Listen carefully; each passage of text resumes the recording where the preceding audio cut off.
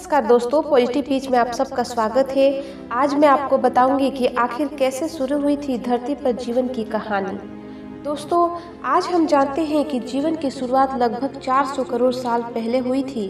यह कहाँ हुई थी, इसको लेकर वैज्ञानिकों के पास अलग धारणाएं हैं। उनमें से एक प्रबल धारणा कहती है कि जीवन की शुरुआत समुद्र की सतह पर हुई थी।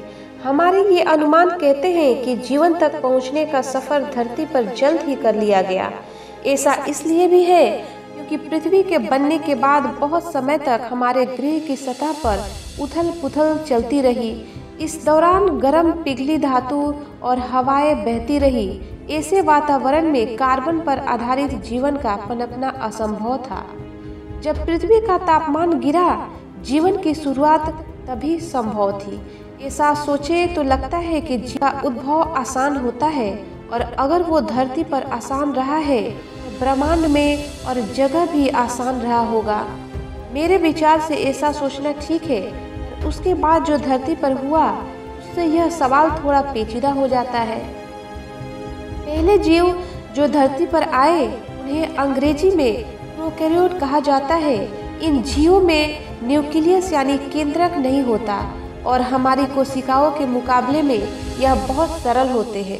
बैक्टीरिया प्रोकैरियोट किस्म के होते हैं। यह बैक्टीरिया वही है जिन्हें मारने के लिए हम एंटीबायोटिक खाते हैं। जब जीवन का आविष्कार धरती पर हुआ तो दो तरह के प्रोकैरियोट सामने आए। एक का नाम बैक्टीरिया है और दूसरे का नाम आर्किया। यह दो किस्म की कोशिकाएं सरल होती है और 400 करोड़ साल पहले धरती पर आकर इन्हीं दोनों का धरती पर बोलबाला रहा। ऐसा लगभग 200 करोड़ साल तक चला।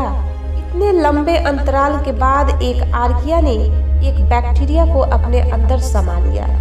यह घटना कब और कैसे हुई, इस पर आज भी अनुसंधान जारी है और इस प्रसंग की बारीकियां हम आज नहीं जानते हैं। इस एक घटना ने धरती पर जीवन का रुख बदल दिया।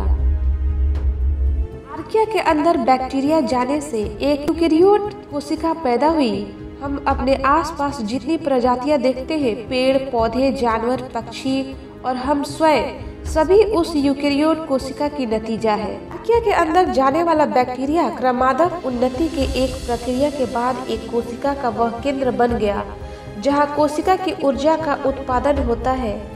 ऐसा होना धरती पर जीवन के लिए एक बहुत महत्वपूर्ण कदम था। माना जाता है कि इस एक घटना से एक कोशिका जितनी ऊर्जा थी वह बहुत बढ़ गई और उसी कारण से मनुष्यों जैसे जटिल जीवों का धरती पर आना संभव हुआ। पर ऐसा होने में 200 करोड़ साल क्यों लगे? इस सवाल का कोई सरल जवाब नहीं है।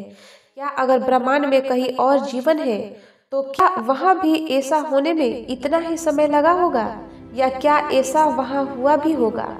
दरअसल हम नहीं जानते कि धरती पर जीवन की इस अत्यंत महत्वपूर्ण घटना किन परिस्थितियों में हुई। ऐसा होने में कितना योगदान 200 करोड़ के विशाल अंतराल का है और कितना एक बहुत भाग्यशाली घटना का है। यह रहस्य खुलने में अभी कुछ और समय लगेगा। दोस्तों, वीडियो को लाइक, कमेंट्स और सब्सक्राइब जरूर करें ताकि ऐसी ही वीडियो आप लोगों के लिए लेकर आती रहूं।